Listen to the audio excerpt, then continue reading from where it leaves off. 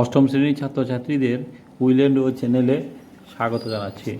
আজকে আমরা বিজ্ঞান ক্লাসের অষ্টম অধ্যায় শুরু করব।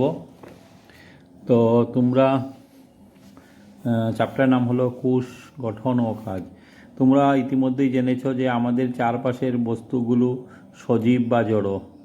তোমরা এও জেনেছো যে সকল জীব বস্তু কিছু মৌলিক কাজ করে, মৌলিক মানে নির্দিষ্ট কাজ করে। আমাদের দেহের বিভিন্ন অঙ্গগুলো এই কাজগুলো করে। অঙ্গের মৌলিক একক হচ্ছে কোষ। এই অধ্যায়ের সময় কোষ সম্পর্কে আমরা জানবো, ঠিক আছে। কোষের সঙ্গে আবার ইটের সাথে তুলনা করা যায়। আমরা বিল্ডিং বানাই, যেমন ইট দিয়ে, প্রত্যেকটা ইট হলো গিয়ে একটি কোষ বলতে পারো আমরা, হ্যাঁ, ঠিক আছে। কোষের আবিষ্কার দেখো কীভাবে হয়েছে।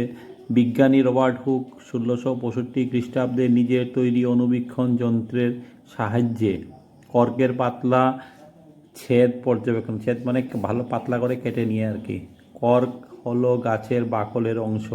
তিনি কর্কের পাতলা ছেদে অসংখ্য ছোট ছোট পরস্পর সংলগ্ন প্রকোষ্ঠ বা কঠুরি দেখতে পান। এই দেখো কীরকম, এই যে কঠুরিগুলি দেখেছো, এই যে কর্কের প্রকোষ্ঠ বা রবার্ট হুক। তারপরে উনি কি বলেছেন দেখো, এই প্রকোষ্ঠগুলো দেখতে অনেকটা মৌচাকের মতো, ঠিক আছে। এই প্রকোষ্ঠগুলো যদি আমরা ভালো করে লক্ষ্য করি তাহলে এটা কি দেখব, এটা মৌচাকের মতো, কটুরির মতো, ঠিক আছে। তিনি এটাও লক্ষ্য করেছিলেন যে একটি প্রকোষ্ঠ থেকে অন্য থেকে প্রাচীর দ্বারা পৃথক থাকে। বিজ্ঞানী হুক এই কুঠুরিগুলোকে প্রতিটির নাম দিয়েছিলেন কোষ। হুক কর্কের ছেদে যে কুঠুরিগুলো দেখেছিলেন সেগুলো আসলে মৃত কোষ। উন্নত অণুবীক্ষণ যন্ত্র আবিষ্কারের পরই সজীব বস্তুর কোষগুলো পর্যবেক্ষণ করা সম্ভব হয়েছিল। বিজ্ঞানী রবার্ট হুকের কোষের পর্যবেক্ষণের সময় 150 বছর পর্যন্ত কোষ সম্পর্কে খুব অল্প ধারণা পাওয়া গেছে। উচ্চ বিবর্তন মানে বড় করে দেখা, বিবর্তন করে দেখা ক্ষমতাযুক্ত অণুবীক্ষণ যন্ত্র আবিষ্কৃত হওয়া পর্যন্ত বর্তমানে আমরা কোষের গঠন ও কাজ সম্পর্কে অনেক কিছু আমরা জানতে পেরেছি, ঠিক আছে। তাহলে আমরা কোষ দেখো কি। পাকা ইট সজীব বস্তু হলো এদের মৌলিক গঠনগত একক। পাকা বাড়ি একই ধরনের ইট দ্বারা গঠন হলেও বিভিন্ন আকৃতির ও আকারের হতে পারে। একইভাবে জীব অন্য জীব থেকে আলাদা হলে এরা সকলেই কোষ দ্বারা গঠিত, ঠিক আছে। সজীব বস্তুর কোষ ইটের মতো সরল গঠন বিশিষ্ট নয়। এটি একটি জটিল সজীব সংগঠন। কারণ একটা কোষের মধ্যে, ইটটা যেমন একদম সহজ, কিন্তু এর মধ্যে কি থাকে, অনেক কিছু থাকে, অঙ্গাণু থাকে। তারপরে আমরা যাই নেক্সট পেজে দেখো ইটের দেওয়াল। এই যে ইটের দেওয়াল, এই দেখো পেঁয়াজের খোসার মধ্যে প্রত্যেকটা ইটের মতোই দেখা যাচ্ছে, কিন্তু মধ্যে মধ্যে এই যেগুলি দেখা যাচ্ছে, ঠিক আছে, ওইগুলি নিউক্লিয়াস দেখা যাচ্ছে। তারপরে দেখো আমরা যে জিনিসটা দেখব, এই যে বিজ্ঞানীরা কিভাবে সজীব কোষ পর্যবেক্ষণ করেন। এ কাজে তারা অণুবীক্ষণ যন্ত্রের সাহায্য নেন। আমি তোমাদেরকে প্র্যাকটিক্যাল রুমে দেখিয়েছি অলরেডি। এই যন্ত্রগুলো বিবর্তনের সাহায্য করে সজীব কোষের বিভিন্ন অংশের বিস্তৃত গঠন অধ্যয়নের জন্য কোষীয় অঙ্গগুলোকে একটা বিভিন্ন ধরনের কেমিক্যাল ব্যবহার করে রঞ্জক পদার্থের সাহায্যে বিভিন্ন রঙে রঞ্জিত করা হয়। এই পৃথিবীতে লক্ষ লক্ষ সজীব বস্তু রয়েছে, এদের আকৃতি আকার ভিন্ন হয়। দেখো লক্ষ লক্ষ সজীব বস্তু রয়েছে, কিন্তু এদের আকার কি হয়, ভিন্ন ভিন্ন হয়। এদের বিভিন্ন অঙ্গের কোষের সংখ্যা, আকৃতি, আকারও ভিন্ন ভিন্ন হয়। তাহলে কোষের সংখ্যাও এক হবে না, আকৃতি আর একরকম। এদের মধ্যে কয়েকটি নিয়ে আলোচনা করি। কোষের সংখ্যাটা আমরা দেখে নিই। একটি লম্বা উদ্ভিদ, ওই যে বড় বড় গাছ আছে আমাদের, হাতি মতো বড় বড় প্রাণীর দেহে কতগুলো কোষ রয়েছে ধারণা করতে পারো কি?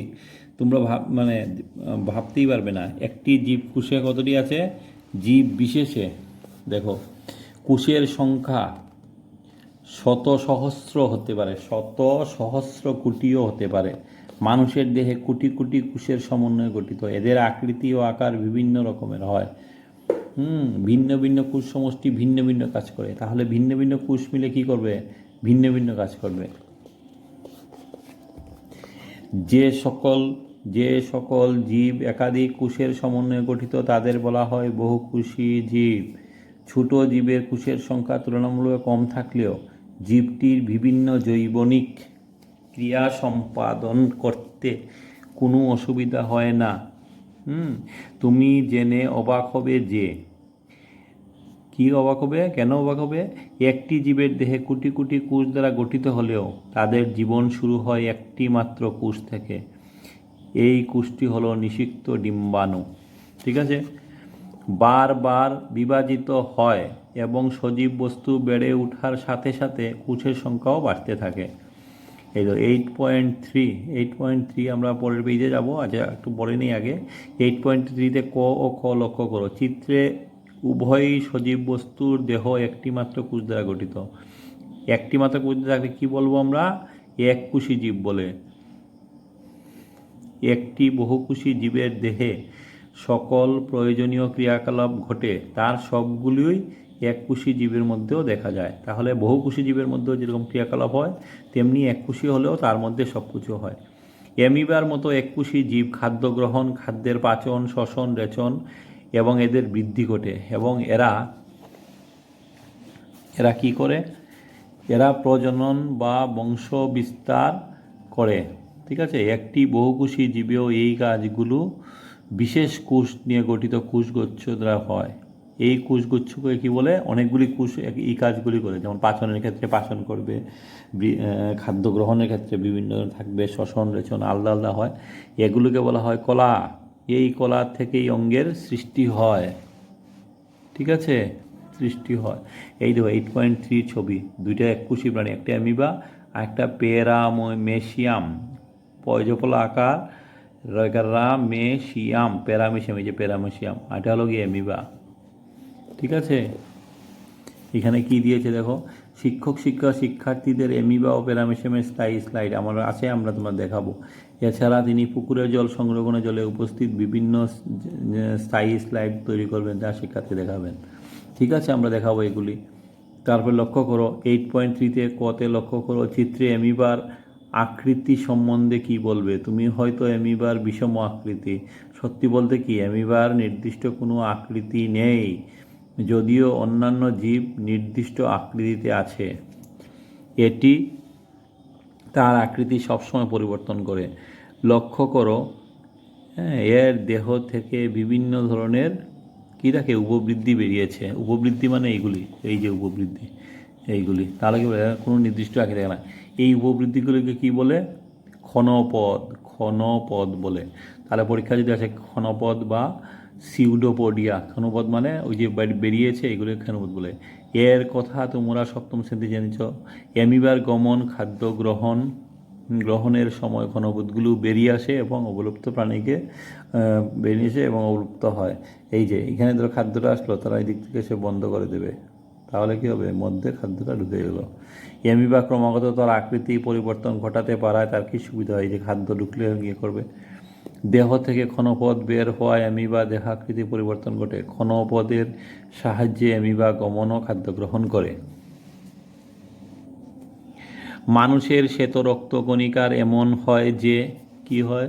একটি কোষ নিজের আকৃতি পরিবর্তন করতে পারে।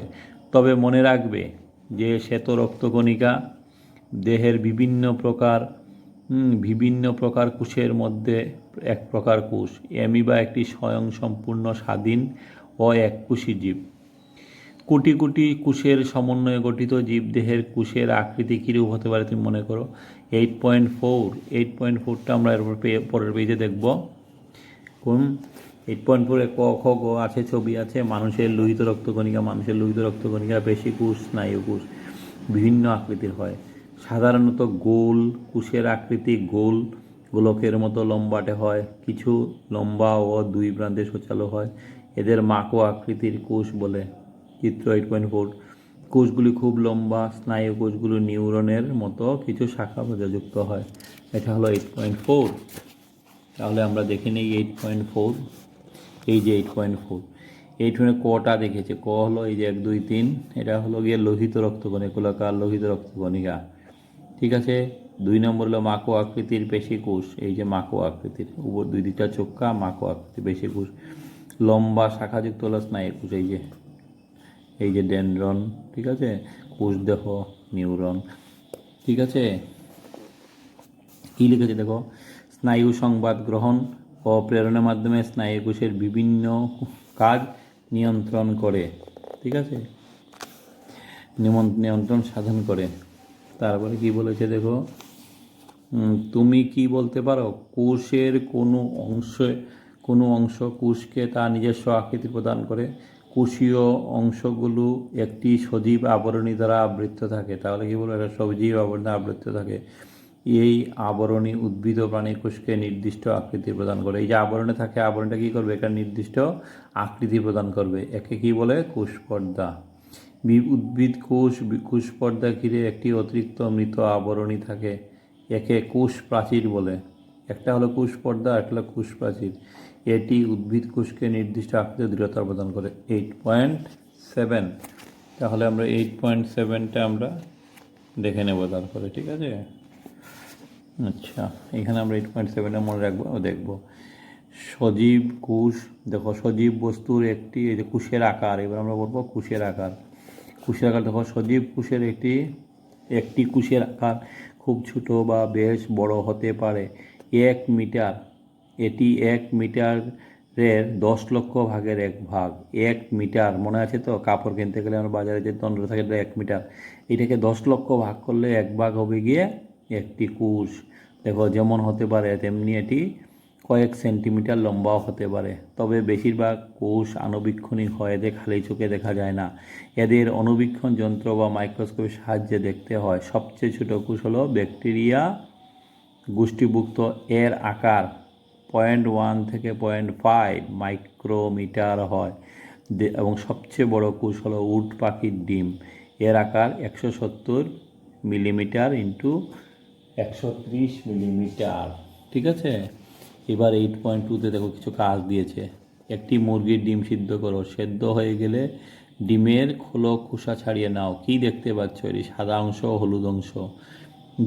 সাদা অংশ হলুদ অংশটিকে ঘিরে রয়েছে। সাদা অংশটি হলো অ্যালবুমিন, মনে রাখবে, এই যে সাদা অংশটা অ্যালবুমিন, সেদ্ধ করার পর এটি শক্ত হয়ে যায়। আর হলুদ অংশটি হলো কুসুম, ঠিক আছে। এইবার কি বলছে দেখো, হাতির একটি কোষ কি ইঁদুরের একটি কোষের তুলনায় বড়? এটা একটা প্রশ্ন আসছে। সেই প্রশ্নের কি উত্তর হবে, দেখো কোনো প্রাণী বা উদ্ভিদের দেহের আকারের সাথে কোষের কোনো সম্পর্ক নেই। ইঁদুরের কোষের তুলনায় হাতির কোষ বড় হওয়ার কোনো প্রয়োজন নেই, ঠিক আছে। কোনো কোষের আকার সেই কোষটি কী ধরনের কাজ করে তার উপর নির্ভর করে। উদাহরণস্বরূপ হাতি ও ইঁদুর উভয়ের স্নায়ুকোষ লম্বা ও শাখাযুক্ত হবে। তাহলে স্নায়ুকোষ যদি হয় তারা উভয়েরই লম্বা হবে। এরা একই ধরনের। কোষের গঠন ও কাজ তোমরা ইতিমধ্যেই জেনেছ যে একটি সজীব বস্তু দেহের কী করে। নেক্সট পেজে যাই আমরা।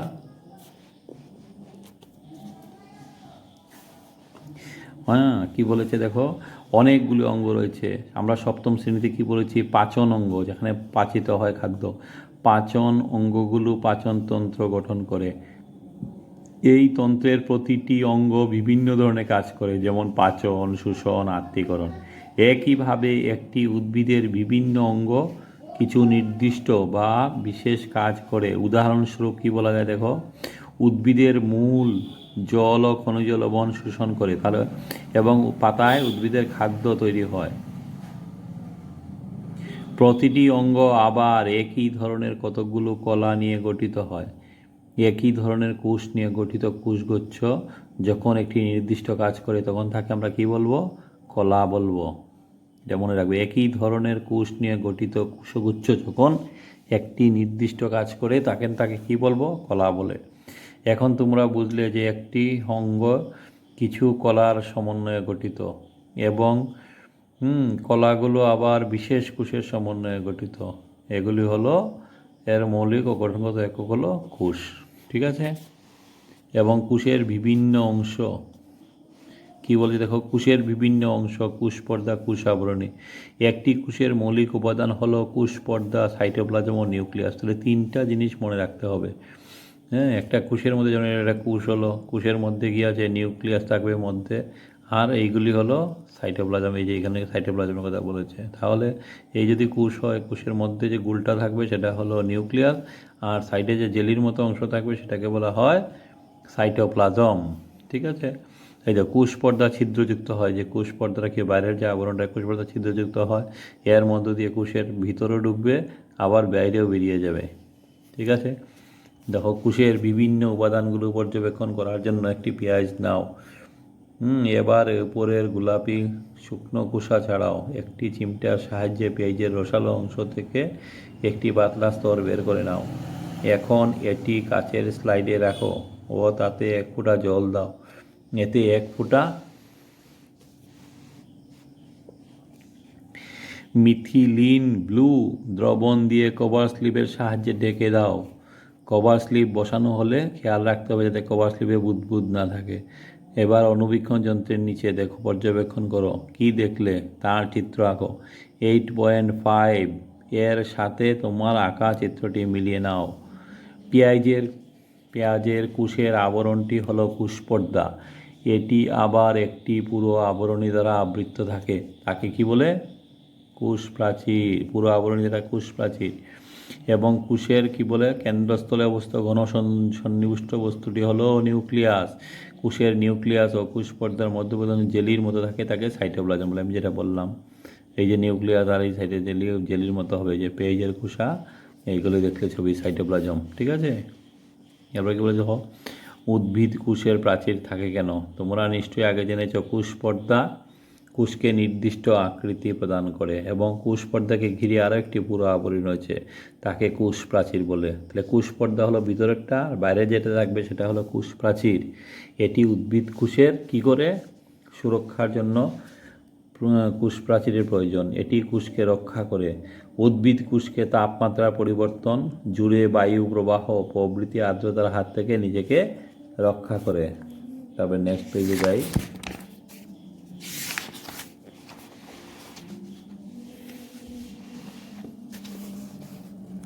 দেখো, এইসব কাজে কে রক্ষা করে? কোষ প্রাচীর সাহায্য করে। ঠিক আছে। এক জায়গায় নিয়ে রাখে। ঠিক আছে। পুঁই গাছ তো সবাই চিনো। পুঁই গাছের পাতার নিচে একটি আবরণ দেখতে পাও। পেজের স্লাইডের মতো তৈরি করো, পুঁই পাতার স্লাইডও তৈরি করতে পারো। ঠিক আছে। এইভাবে আমরা স্লাইড তৈরি করে আমরা দেখে নেব। শুভা বুদুরাইকে বললো, তুমি কীভাবে প্রাণী কোষকে দেখতে পারবে? প্রাণী কোষকে দেখতে পারবে, আমরা দেখতে পাবো। একটি দাঁত পরিষ্কার করা কাঠি খড় নাও। এইবার ঠোঁটের ভিতরকার থেকে আলতোভাবে বুলিয়ে নাও। আমরা ঠোঁটের ভিতর থেকে আমরা নিতে পারি। তারপর আয়োডিন দ্রবণ দিয়ে এবং তুমি মিথিলিন ব্লু দিয়ে এইভাবে আমরা প্রাণীর কোষ প্রাচীরও আমরা থাকে না, সেখানে শুধু কোষ পর্দাই থাকে। এই যে দেখো, ঠোঁটের ভিতর, মানুষের ঠোঁটের ভিতরের থেকে নেওয়া কোষ, এটাকে এপিথেলিয়াম কোষ। এই যে কোষ নিউক্লিয়ার পর্দা, সাইটোপ্লাজম, নিউক্লিয়াস, কোষ পর্দা। ঠিক আছে। সাইটোপ্লাজম কি দেখো, তাহলে সাইটোপ্লাজম হলো কোষ পর্দা ও নিউক্লিয়াসের মধ্যবর্তী অঞ্চলে জেলির মতো বস্তু। ঠিক আছে। জেলির মতো বস্তু, জেলি তো দেখেছো নিশ্চয়ই, জেলির মতো বস্তু। এর হলো মাইটোকন্ড্রিয়া, গোলকি বস্তু, রাইজোবিয়াম, এগুলি থাকবে। ঠিক আছে।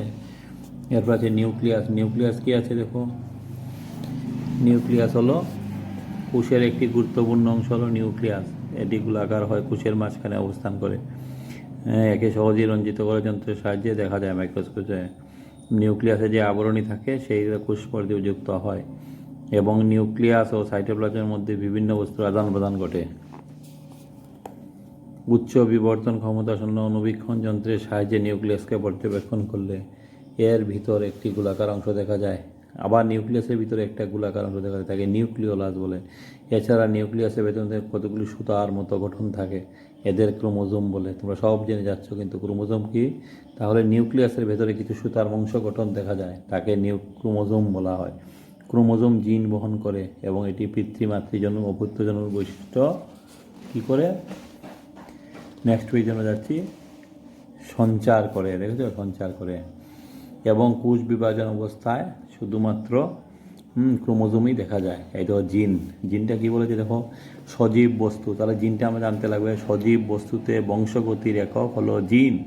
এটি পিতৃমাতৃজনু থেকে অপত্যজনক বৈশিষ্ট্য সঞ্চালন করে। এর অর্থ হলো তোমরা মাতা পিতার কিছু বৈশিষ্ট্য তোমাদের দেহে পাঠায়। তোমার বাবার চোখ বাদামি হলে তোমার চোখও বাদামি হতে পারে। তোমার মায়ের চুল কালো হলে, কোঁকড়ানো হলে সেটা হতে পারে। তাহলে পিতামাতার দেহ থেকে আসা জিনের বিভিন্ন সজ্জাক্রম অবৈধ জীবে বৈশিষ্ট্য সৃষ্টি করে। ঠিক আছে, এইবার আমরা দেখো কি বলেছে। এক জনু থেকে পরবর্তী জনুতে বৈশিষ্ট্য সঞ্চারণ ও নিয়ন্ত্রণ করা ছাড়াও নিউক্লিয়াসের বিভিন্ন কোষে নিয়ন্ত্রণ করে। একটি সজীব কোষ, সজীব কোষে দেখো সমস্ত উপাদানকে কী বলে? প্রোটোপ্লাজম বলে। এতে সাইটোপ্লাজম ও নিউক্লিয়াস রয়েছে। প্রোটোপ্লাজম কোষীয় সজীব বস্তু। সুভা জানতে চায় উদ্ভিদ, প্রাণী, ব্যাকটেরিয়া ও কোষের নিউক্লিয়াসের গঠন কি একই রকম?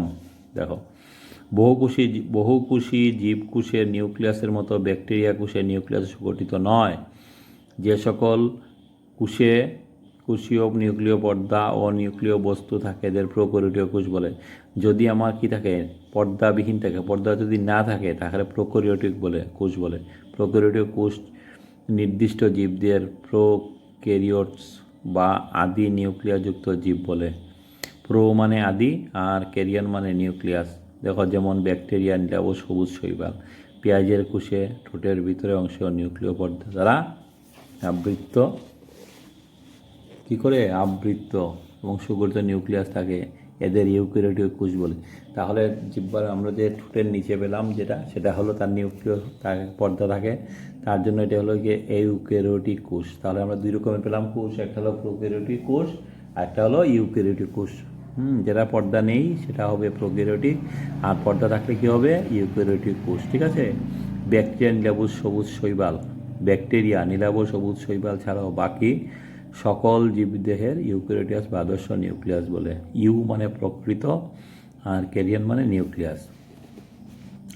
অণুবীক্ষণ যন্ত্রের সাহায্যে পেঁয়াজের কোষকে পর্যবেক্ষণ করার সময় তুমি সাইটোপ্লাজমের খালি চোখ দেখতে পেয়েছিলে কি?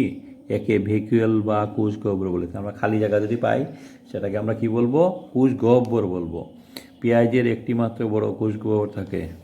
মানুষের ঠোঁটের ভেতরের দিকেও ছোটো ছোটো কোষ গহ্বর দেখা যায়। উদ্ভিদ কোষে ভ্যাকুয়াল বা কোষ গহ্বর বড় হয়। ঠিক আছে, উদ্ভিদ ক্ষেত্রে বড় হয়, প্রাণীদের ক্ষেত্রে কোষ গহ্বর ছোটো হয়। পুঁই পাতা সাইটোপ্লাজমেও ছোটো ছোটো রঙিন করে দেখা যায়। ঠিক আছে, রঙিন ছিটিয়ে থাকে, এদেরকে কী বলা হয়? প্লাস্টিড বলে, মনে রাখো। এরা বিভিন্ন রঙের হয়। প্লাস্টিড সবুজ রঙের রঞ্জক দেখা যায়, কিছু কিছু প্লাস্টিডের সবুজ রঙের রঞ্জক দেখা যায়। এদের কি বলে? সবুজ রঙের থাকলে এদের কী বলবো আমরা? ক্লোরোফিল। সবুজ রঙের প্লাস্টিডকে ক্লোরোপ্লাস্ট বলে। সবুজ রঙের প্লাস্টিডকে কী বলবে? ক্লোরোপ্লাস্ট বলবে। এদের উপস্থিতির জন্যই পাতার রং সবুজ হয়। তোমরা নিশ্চয়ই মনে আছে পাতার ক্লোরোপ্লাস্টের মধ্যে ক্লোরোফিল সালোক সংশ্লেষের জন্য প্রয়োজনীয়। ঠিক আছে, এইবার দেখো উদ্ভিদ ও প্রাণী কোষের তুলনা। 8.3 8.4 মনে করো। তুমি দেখেছো উদ্ভিদ কোষ এবং প্রাণী কোষের তুলনা করলে পাবে। চিত্র 8.7 আমরা দেখেছি উদ্ভিদ ও প্রাণী কোষের চিত্র লক্ষ্য করো। চলো এবার উদ্ভিদ কোষ ও প্রাণী কোষের মধ্যে কী কী সাদৃশ্য মানে মিল আর বৈসাদৃশ্য অমিল এগুলি লিখে নেয় সারণী করে। মাত্র তুমি সারণী দিয়ে 8.1-এ যোগ করতে পারো। ঠিক আছে, আমরা নেক্সট পেজে যাচ্ছি। এই দেখো, এবার নেক্সট পেজে আমরা কী দেখব? এই যে একটা হলো উদ্ভিদ কোষ, একটা হলো প্রাণী কোষ। তাহলে উদ্ভিদ কোষ দেখতে কীরকম? মোটামুটি গোলাকার সেটা, আর এটা হলো চারকোনা। ঠিক আছে, আয়তাকার থাকে। এইভাবে আমরা দেখে নিতে পারবো যে ভেহিকুয়াল, বড় ভেহিকুয়াল আছে। তাহলে এখানে আমরা লিখতে পারবো, দেখো উদ্ভিদ কোষ প্রাণীর তুলনা। কোষ পর্দা উপস্থিত আছে, প্রাণী কোষে উপস্থিত। কোষ প্রাচীর উদ্ভিদ কোষে থাকবে অনুপস্থিত। নিউক্লিয়াস দুইখানেই থাকবে, নিউক্লিয় পর্দাও থাকবে, সাইটোপ্লাজমও থাকবে। প্লাস্টিড কোথায় থাকবে? উদ্ভিদ কোষে থাকবে, আর এখানে থাকবে না। এখানে ভেহিকুয়াল কি হবে? বড় আকারের হবে, ছোট আকারের হবে। ঠিক আছে, এইভাবে আমরা পড়ে নেই। তারপরে আমরা যা যা জানলাম সেখানে আছে, দেখো কোষ, এগুলো জানলাম। কোষ পর্দা, কোষ প্রাচীর। কোষ প্রাচীর তো মনে আছে খালি উদ্ভিদ কোষেই থাকে। ক্লোরোপ্লাস্ট, ক্রোমোজোম, ক্রোমোজোমটা মনে আছে, এর মধ্যে জিন থাকবে। সাইটোপ্লাজম, ইউক্যারিওটস, জিন, বহুকোষী নিউক্লিয়াস। এইভাবে আমরা সবগুলো পড়ে নেব। ক্ষণপদ কোথায় থাকে? অ্যামিবার কাছে থাকে। কলা, অনেকগুলি কোষ এক রকমের কাজ করলে তাকে কলা বলবো। এক কোষী মানে বুঝে একটা কোষ থাকবে। ভেগুয়ালটা চিনেছ, শ্বেত রক্তকণিকা, WBC, হোয়াইট ব্লাড সেলস। এবার আমরা জানবো এইগুলি। ঠিক আছে, 1665 হিসাবে প্রথম পর্যবেক্ষণ করেন। এইভাবে আমরা সবগুলি পড়বো। এই দেখো কোষের 3টি অংশ, এটা খুব ইম্পর্ট্যান্ট। কোষ পর্দা, বিভিন্ন ধরনের কোষীয় অঙ্গাণু সমন্বিত, সাইটোপ্লাজম, নিউক্লিয়াস। ঠিক আছে, হ্যাঁ, এবং সুগঠিত নিউক্লিয়াসবিহীন আর নিউক্লিয় পর্দাবিহীন হলে কী হবে? নিউক্লিয়, তাদের প্রোক্যারিওটিক বলা হবে। নিউক্লিয়াসটা ঠিকভাবে থাকবে না, নিউক্লিয় পর্দাবিহীন থাকবে, কোষ প্রাচীরও থাকবে না, সেটাকে বলে প্রোক্যারিওটিক। এইভাবে উদ্ভিদ কোষ প্রাণীর পার্থক্য আমরা পেলাম। ঠিক আছে, এই যে নিউক্লিয় পর্দা নিউক্লিয়াস পৃথক পৃথক থাকে। উদ্ভিদ কোষে শুধুমাত্র প্লাস্টিড থাকে, ক্লোরোফিল সবুজ প্লাস্টিডকে ক্লোরোপ্লাস্ট বলে। এইভাবে আমরা ভালো করে পড়ে নেব। ঠিক আছে, তো আমাদের যে অধ্যায়টা ছিল, অষ্টম অধ্যায়, সেটা শেষ হলো। শেষে সবাইকে আমরা অনুরোধ করব যে আমার এই চ্যানেল উইল অ্যান্ড ওয়ে, এই চ্যানেলটাকে তোমরা অবশ্যই সাবস্ক্রাইব করবে এবং আমার ভিডিওগুলোকে বারবার দেখবে। ধন্যবাদ।